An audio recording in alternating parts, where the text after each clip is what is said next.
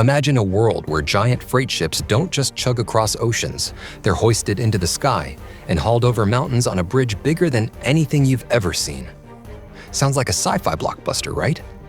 Well, China's cooking up this jaw-dropping mega build and it might just change everything.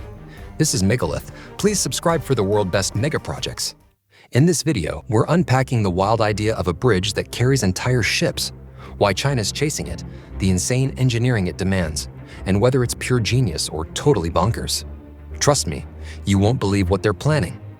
Picture a massive freighter, think of thousands of shipping containers stacked high, cruising up a river.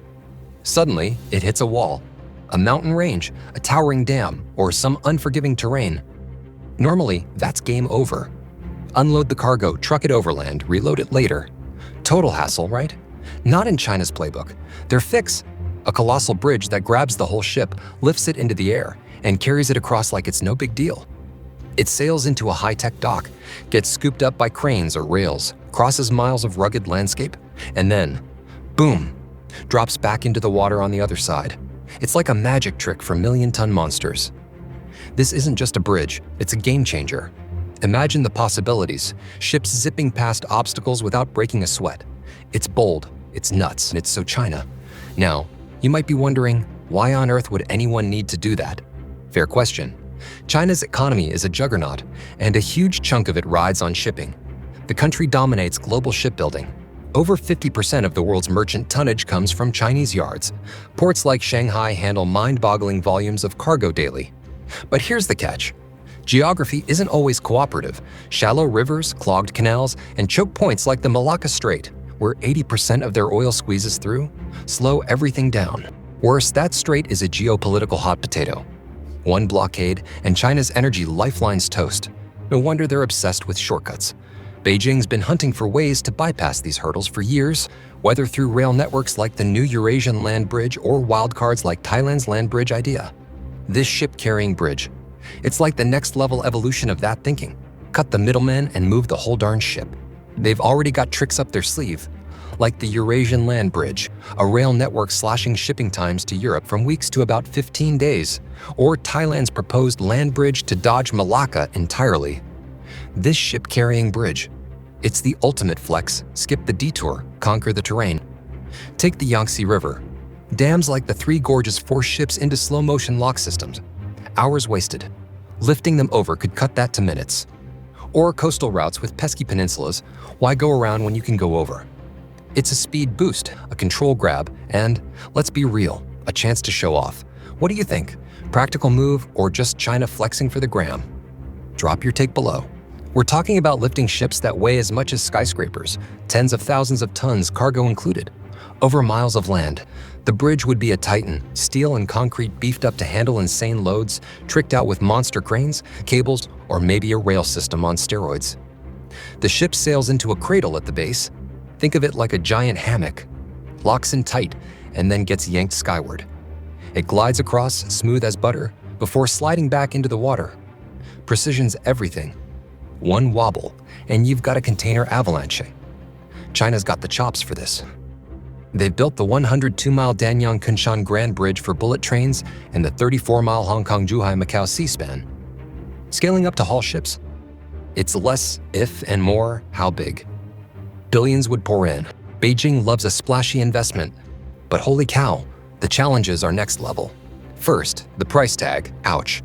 The Shenzhen-Zhongshan link, a 15-mile bridge tunnel mashup, cost $6.7 billion in 2024. This thing could hit tens of billions, especially over jagged mountains or with custom gear like ship-lifting platforms. Maintenance? A nightmare. Saltwater corrosion, wind battering, and ships grinding down the structure. Picture a breakdown mid-lift, 100,000 tons stuck in limbo. Yikes. Then there's variety. Ships aren't one-size-fits-all. Could it hoist a 24,000-ton giant like the MSC Arena in a smaller river barge? Weather's another beast. Typhoons could turn this into a swaying disaster. And timing. Ships would need to queue up aligned, crews synced on both ends. One delay and it's chaos. Oh, and the planet. Bulldozing ecosystems for this could leave a nasty scar. China's track record on green stuff isn't exactly sparkling. Would you trust this bridge in a storm? Okay, let's dream big. Speed's the obvious win. Sea shipping's cheap but sluggish. Shanghai to Europe takes weeks. Rail's faster but pricier. This bridge could split the difference, shaving days off by skipping bottlenecks. Time-sensitive goods? Think tech or perishables. Would love it. Efficiency's huge too. No unloading and reloading means less cost, less damage, less headache. It'd supercharge China's Belt and Road Initiative, linking inland hubs like Chongqing to coastal powerhouses like Shenzhen, or even syncing with rail to Europe. Picture this. A ship sails upriver, bridges a mountain, docks at a train depot. Containers hit Berlin in record time. Trade on steroids. Strategically, it's gold. Fewer choke point worries, maybe even military perks. Those Taiwan-bound barges China's been tinkering with, same concept, bigger scale. Plus, tourism. A bridge with freighters soaring overhead, Instagram would explode. But hold up, is this overkill? Rail's already zipping cargo across Eurasia cheaper than this. Sea still rules for sheer volume. Shanghai's 100,000 containers a day would swamp a dozen bridge trips. Air's there for urgency. Maybe it's a flashy gimmick. China loves a viral megaproject headline. And the cash. Couldn't billions upgrade existing ports instead? Critics say it's a vanity play, not a necessity. Still, ROI might not be the point. It's about dominance. A modern Great Wall screaming, "We run this." National pride, global clout, and a sprinkle of tourist bucks could tip the scales. Okay, Pig, let's be real. There's got to be downsides. First off, the cost. Building something this massive would burn through billions, maybe tens of billions. China's got deep pockets, sure, but even they've got limits. The Shenzhen-Zhongshan link, a bridge-tunnel combo that opened in 2024, reportedly cost $6.7 billion for 15 miles. A ship-carrying bridge could dwarf that, especially if it's spanning rugged terrain or needs custom tech like giant cranes or tracks. And maintenance? Yikes. Saltwater, wind, and the sheer weight of ships would wear it down fast. One breakdown, and you've got a freighter dangling midair. Not a good look. Then there's the practical stuff. Not every ship is the same size. Could this handle a 24,000-ton behemoth like the MSC Arena, or just smaller barges? And what about weather? Storms could turn this into a disaster waiting to happen. Imagine 100,000 tons swinging in high winds. Plus, you'd need perfect coordination, ships lining up, cradles sinking, crews ready on both ends. Any hiccup could snarl the whole operation. And let's not forget environmental impacts. Construction this big could mess with ecosystems, rivers or coastlines, which China's not exactly famous for prioritizing. But let's zoom out for a sec. Why bother? What's the payoff? For one, speed. Shipping is cheap but slow. Moving goods from Shanghai to Europe by sea takes weeks, while rail cuts it to about 15 days via the Eurasian land bridge. A ship-carrying bridge could shave days off routes by skipping detours or bottlenecks. Take the Yangtze River, for instance. It's a lifeline for China's inland trade, but dams and locks, like the massive Three Gorges, slow ships down. Lifting them over the dam instead of waiting for locks could save hours per trip, which adds up when you're moving millions of tons a year. Or think about coastal routes where ships have to loop around peninsulas. Why not shortcut straight across? Then there's efficiency. Unloading and reloading cargo is a logistical nightmare. Every transfer adds cost, risk of damage, and delays. Keeping the ship intact eliminates that hassle. Plus, it fits China's Belt and Road Initiative like a glove. The BRI's all about connecting Asia to Europe and beyond with slick infrastructure. A bridge that catapults ships over obstacles could link inland rivers to coastal ports or even tie into overland routes, making the whole system smoother. Imagine a freighter sailing up a river, getting bridged over a mountain, and then docking at a rail hub to send containers straight to Germany. It's a trade superpower's dream. Let's play devil's advocate though. Is this actually better than alternatives? Rail's already faster for some routes. Why not just expand the Eurasian land bridge? It's cheaper per ton than this bridge would be, even with subsidies. And sea shipping's still king for volume. Shanghai moves 100,000 containers a day. A bridge might handle a dozen ships tops before it's maxed out. Plus, air cargo's there for urgent stuff. Maybe this is a solution looking for a problem. Flashy but not practical.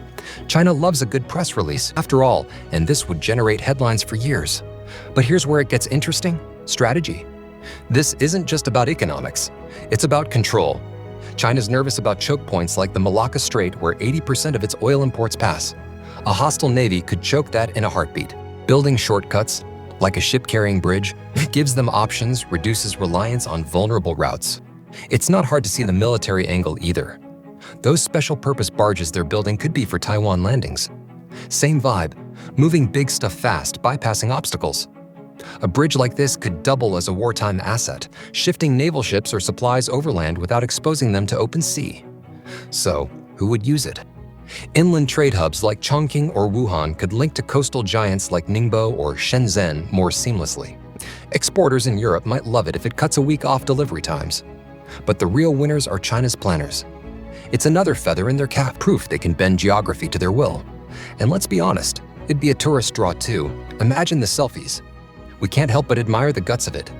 China's got this knack for saying, why not? And then making it happen. Remember when people scoffed at the idea of a 7,500-mile rail line from Yiwu to London? They did it anyway. 4,000 trains a year now. Or the Three Gorges Dam. Critics said it'd never work. Now it powers half the country. This ship bridge thing feels like the same vibe, crazy until it's not. And if anyone's got the tech to pull it off, it's them. Their shipyards churn out warships and mega container ships like it's nothing. And their engineers have tackled weirder challenges than this. Will it actually happen? No blueprints yet, just buzz and whispers. But China's track record, wild. They laughed at the Yiwu-London rail line. Now it's 4,000 trains yearly. Three Gorges Dam doubters? It's powering millions. If they greenlight this, figure a decade. A 2035 debut, maybe. Start small on the Pearl River, then go huge. Cash isn't the issue. State banks and BRI funds would flow. Tech's the hurdle, but their shipyards and engineers eat challenges for breakfast. So, China's ship-carrying bridge. Genius or madness?